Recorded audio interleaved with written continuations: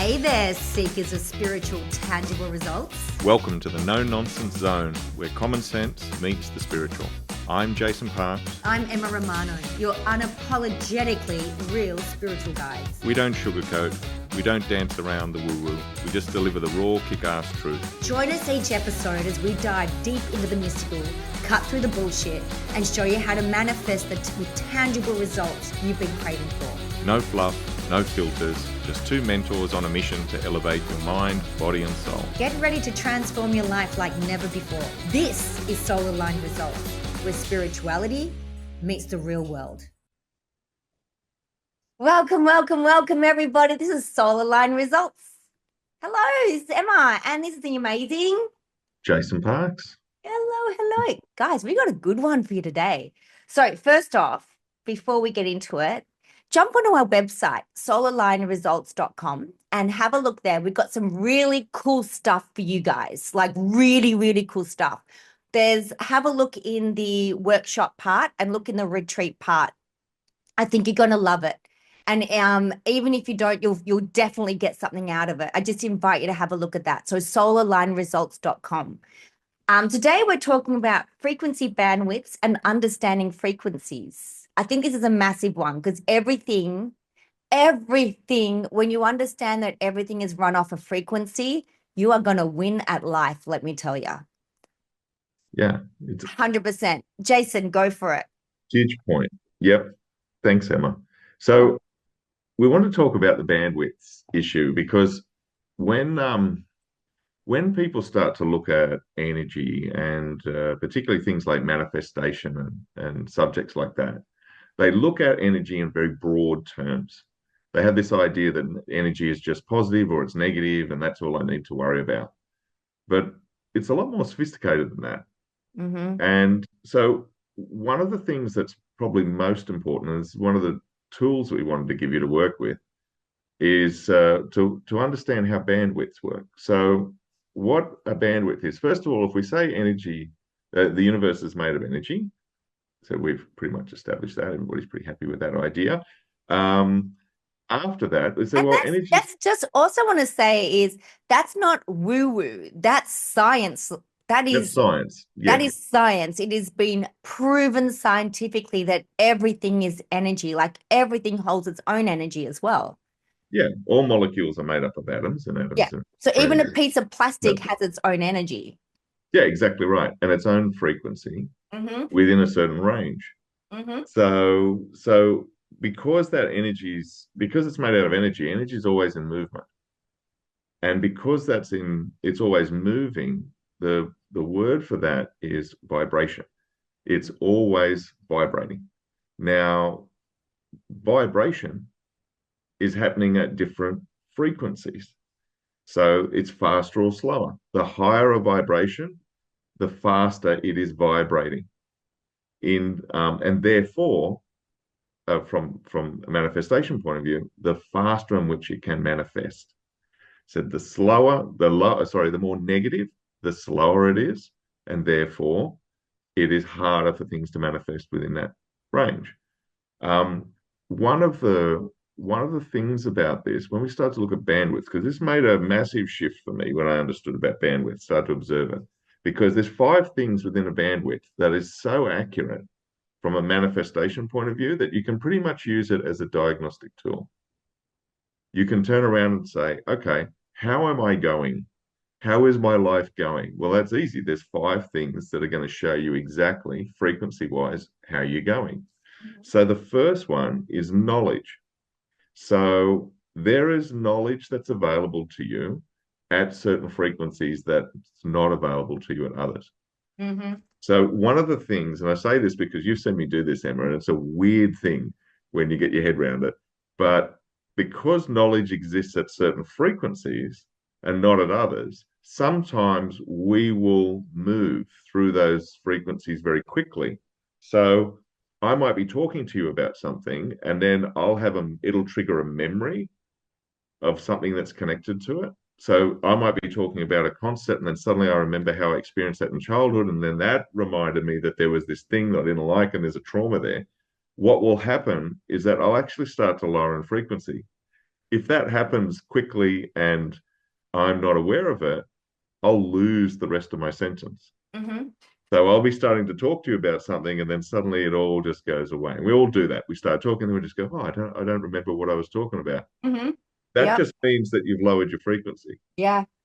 One of the funny things about it is that if you just sit with that for a minute and go, "Oh, wait a minute," and then you start to intentionally hold a higher frequency, start to bring yourself into a higher emotional state. So instead of sitting there in confusion and probably anxiety, you start to lift up and go, "Well, oh, wait a minute, I actually have an understanding of what this is. I can start to appreciate that this is all just an energy moving, and I have that. I can get into a gratitude that I have that awareness." Next thing you know, bang, the whole sentence reappears in your head again. And you just continue on as if nothing's happened. I've seen you do it. It was so great. We were running one of our retreats and Jason was holding fort and it was amazing. Had everyone captivated. He's sharing something about, I think it was about wealth. And everyone's like listening to him. And somebody asked you a question and it was about their childhood. It was about a traumatic event in their childhood. So the energy lowered. And Yeah. then I had to watch you in real time go, because you'd lost where you were at the frequency, because the frequency was so high and the knowledge was such gold.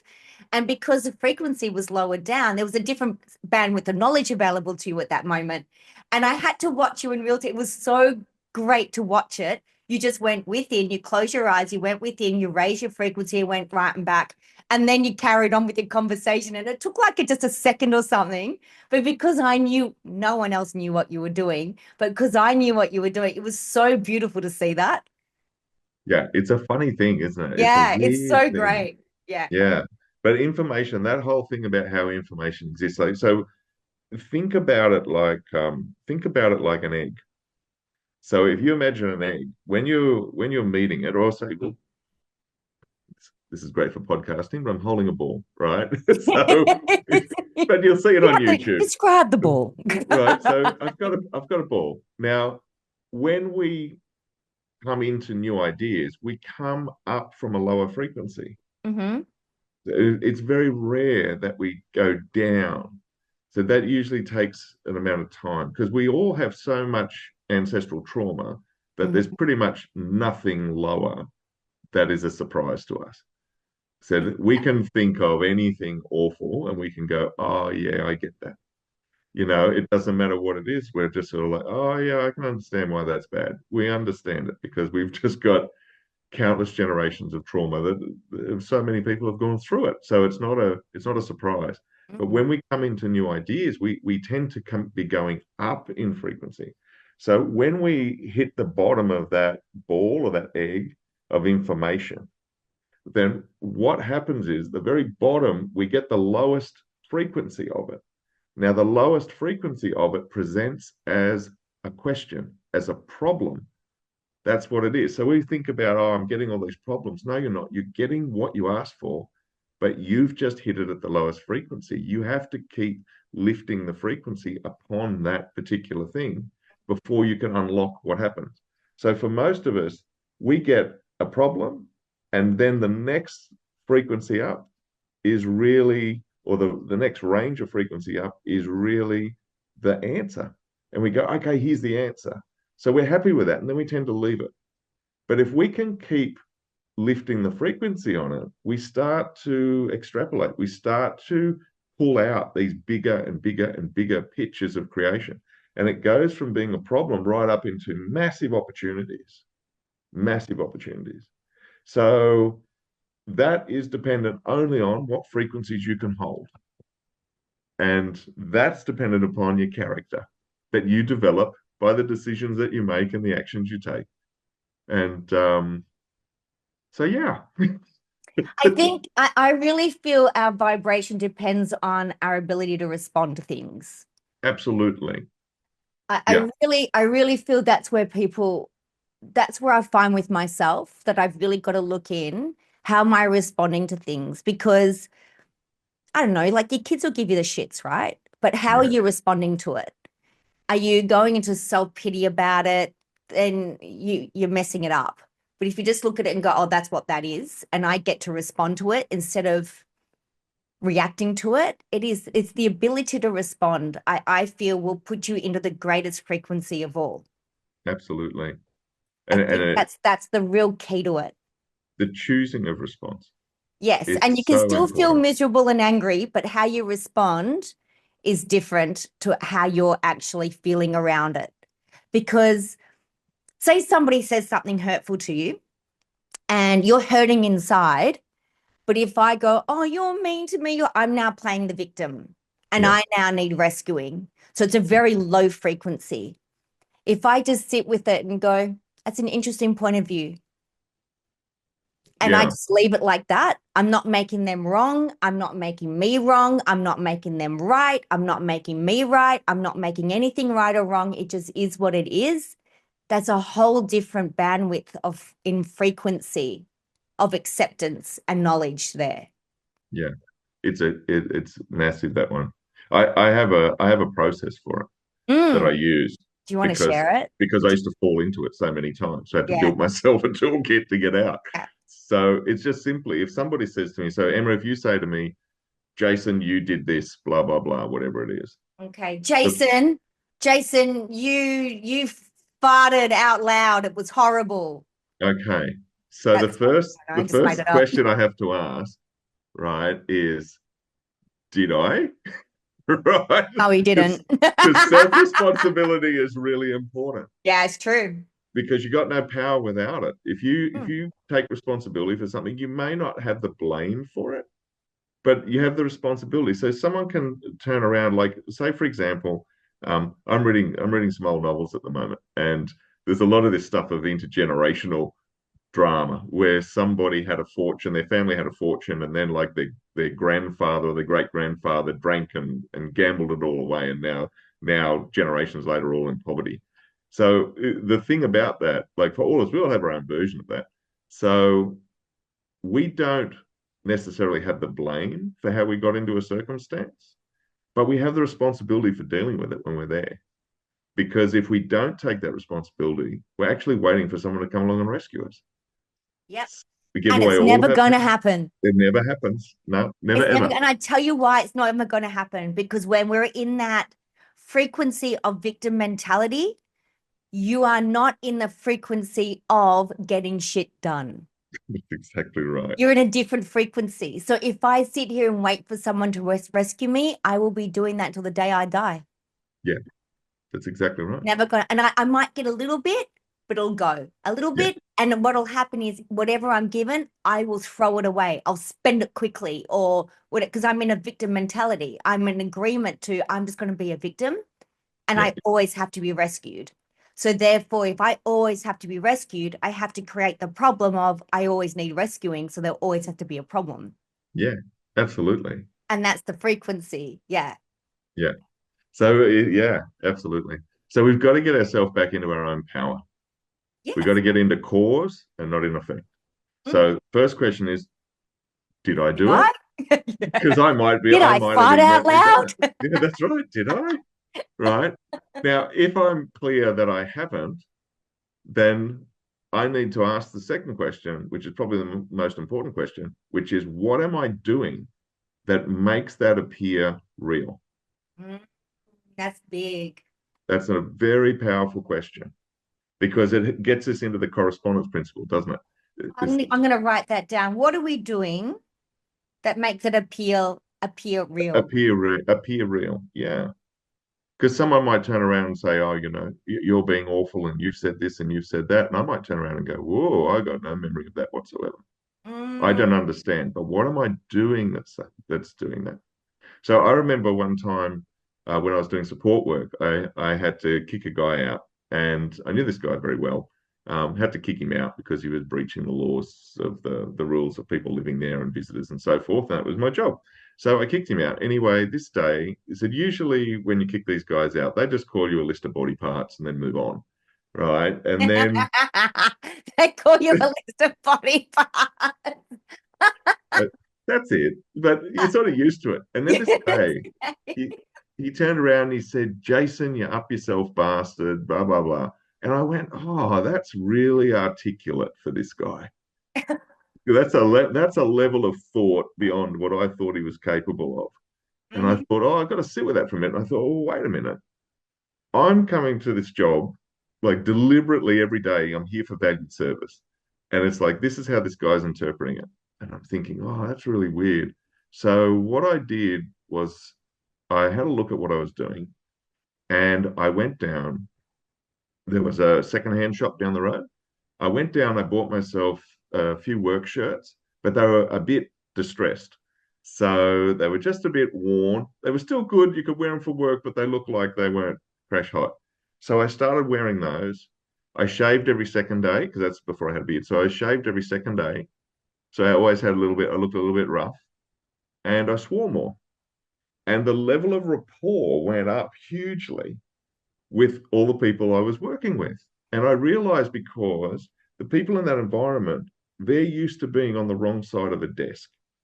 Every time they go and talk to somebody that's on the other side of the desk, it doesn't go well for them. They're either talking to Centrelink or they're talking to a lawyer or they're talking to a doctor.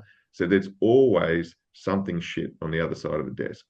So because I was taking pride in my professional appearance and the way in which I presented myself, I realized I was creating a wedge because people were thinking I must be too well educated or too whatever, or more importantly, I didn't have any connection to their understanding of reality.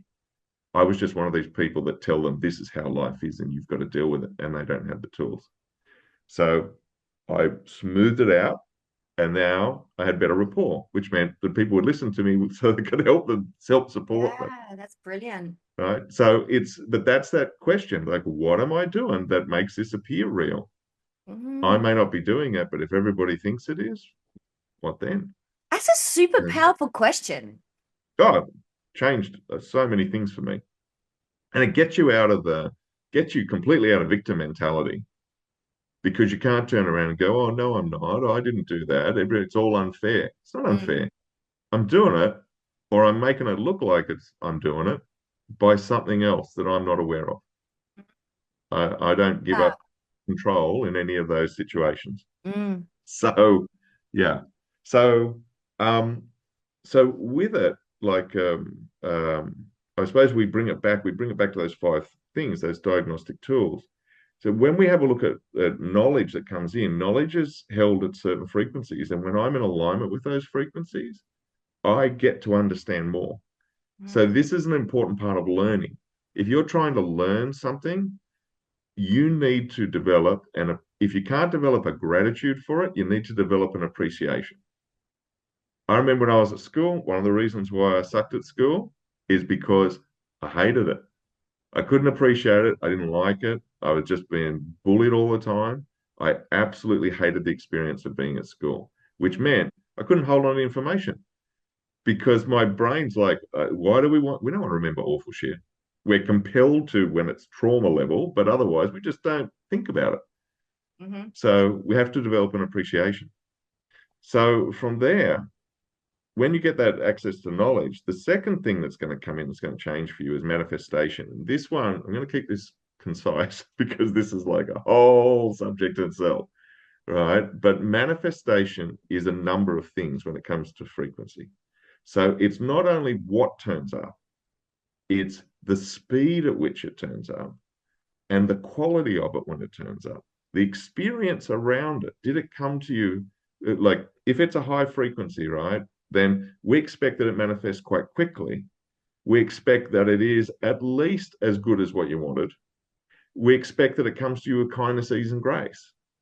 So these are the ways in which high frequency things manifest. Low frequency, well, it's always worse than you wanted. Hmm. It was hard getting it and you Yeah, didn't enjoy the process. yeah. And it took so much longer than you wanted it to. Mm, So, and that's just speed of vibration. That's all it is. So the quality of your manifestation is a good indication about this. And I suppose I should say, I was going to say it a bit later, I'll say it right now because it's important. You want to look at bandwidths because they're telling you where your frequency really is. Is mm, it moving up into higher ranges or is it lowering down? Watch, watch these things that manifest, and you can see exactly where you're at. If yesterday everything was kindness, ease, and grace, and today everything's pushing shit uphill, it's Mhm. telling you that at some point your frequency lowered and you may not be aware of it. But maybe you had a phone call with a relative, all right, or an old Ah, friend, or you had something and you watched something on TV and you weren't paying attention and you didn't realize that it pulled you right down. mhm. And so, yeah, that's why the manifestation is important. The third one that's really interesting are soul groups. And this is a phenomenon that most people don't notice, but we've all experienced. And that is, have you noticed that life will be pretty stable and the people around you very stable, the way they interact with you and the people who are there, they're all pretty cool. Everything's as it always is. And then you start working on yourself. Now, you may not say anything to anyone, but you start lifting your frequency. And then suddenly everyone around you starts to freak out. And if you keep going, then the next thing that happens is some of these people that have been around you forever, they just go. They just remove themselves from your life. You don't have to get rid of them. They just go. Yeah. And then in that space, new people come in. That's the soul group issue. So when in every bandwidth, there are people who live there. So if you are in a low frequency, you're going to be surrounded by people who live at that same vibrational pitch. If you lift up into a higher frequency, you'll be surrounded by people. Now, there's a saying that it's lonely at the top. Is that dead? Okay. But when it comes to frequency, that's not true.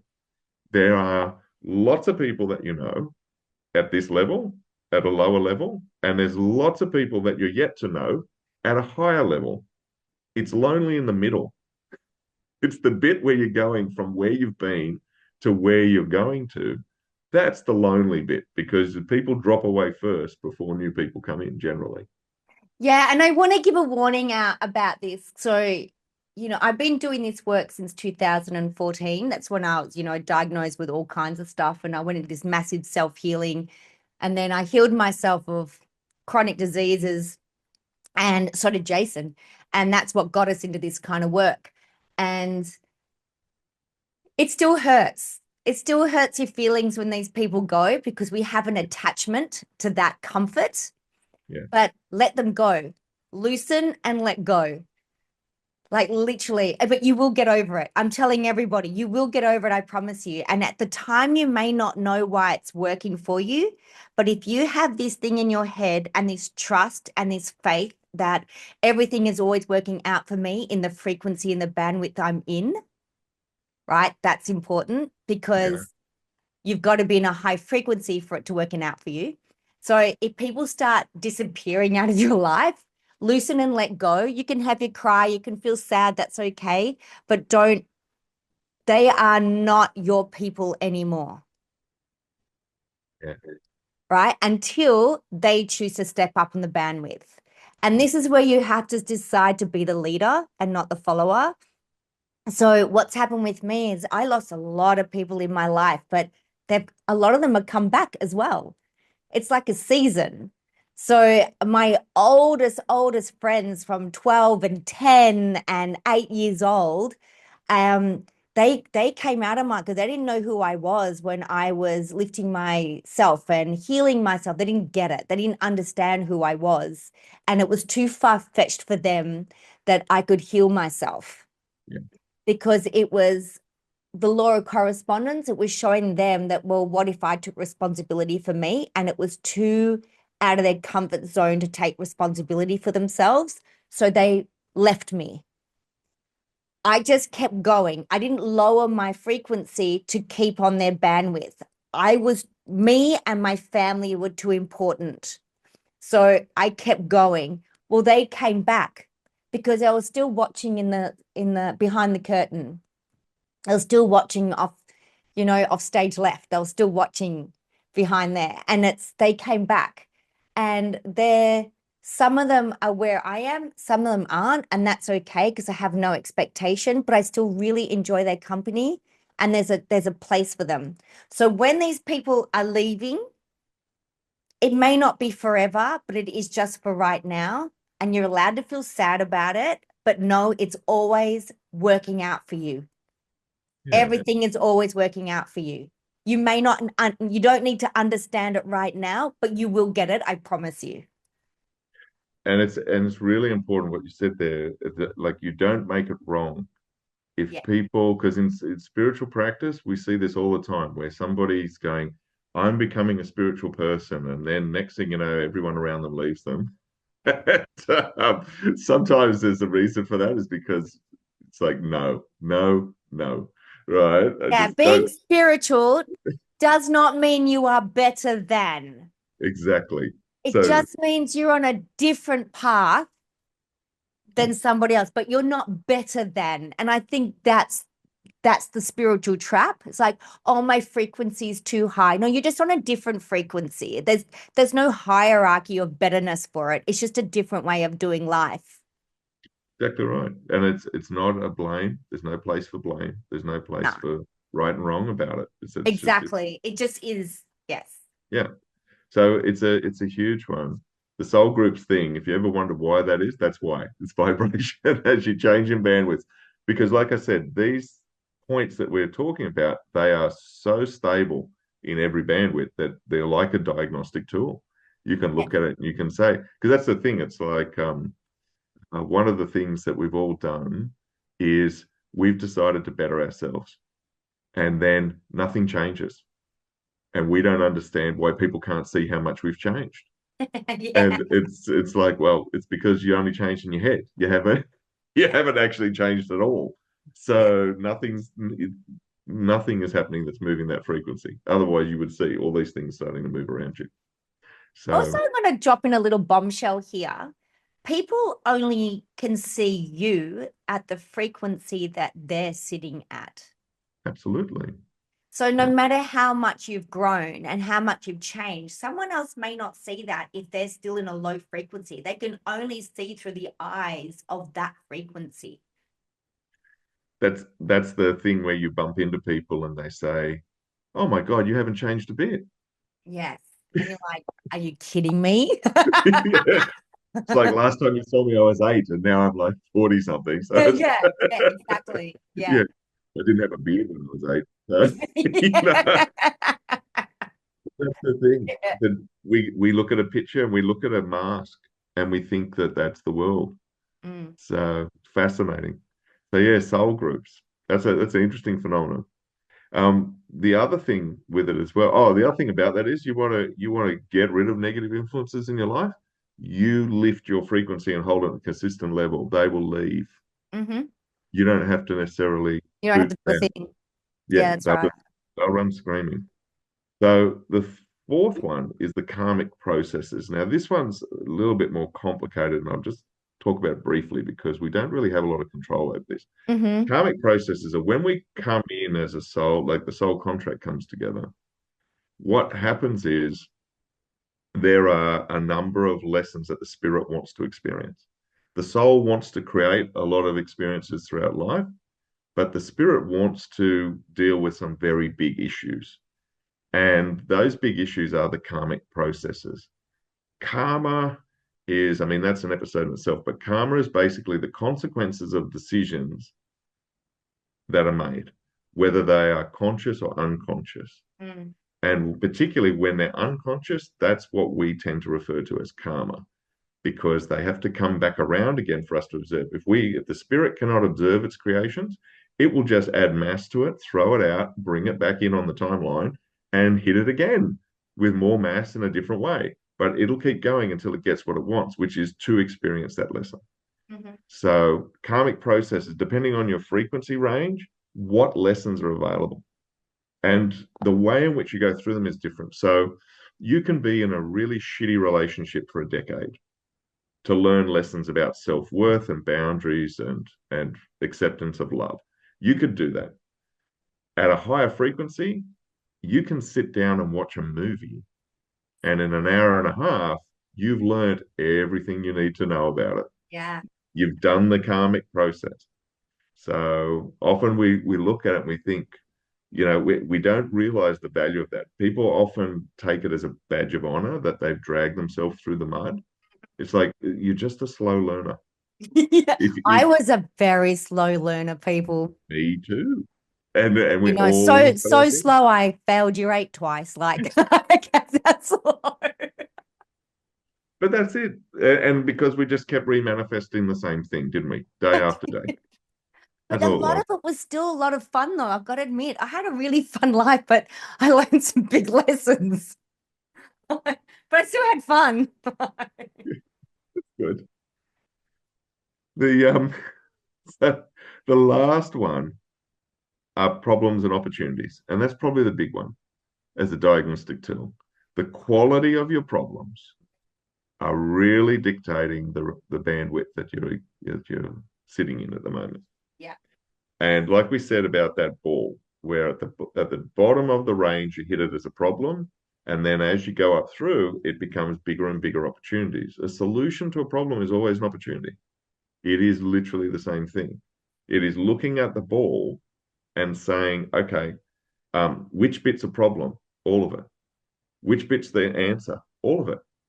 So they're just different express, like there's more. You can have more out of this.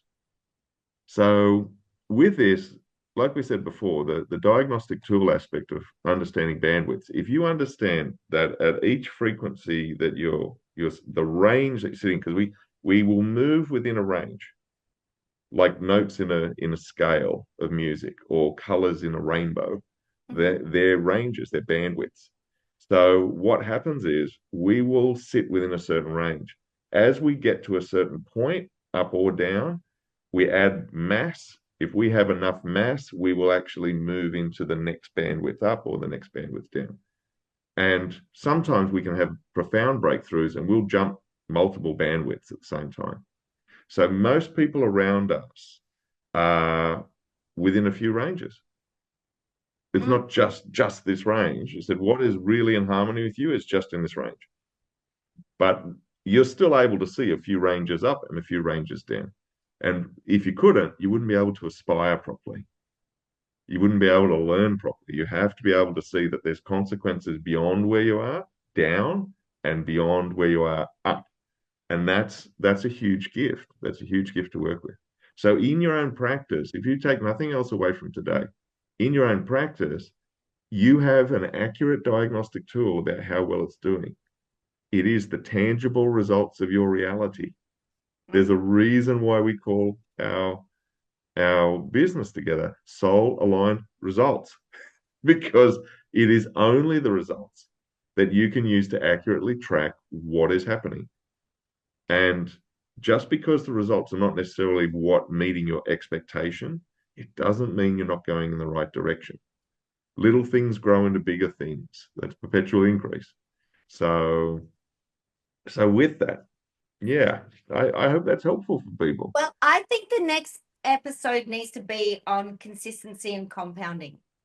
Yes, good call. How do you think that is? The 2 laws of success. Yeah. So when we first started this, Jason had 2 ideas, and now we're going, yeah, I reckon this is a really good leeway into the next podcast. Yeah, That's let's great. do it. Guys, is there anything else you want to chat about before No, we that's say it. goodbye to these beautiful people? Hope you got a lot out of that, my loves. Like, listen to it a few times, write notes, ask us questions, jump on our Facebook group. It's Solid Line Results. Get on our website, solidlineresults.com.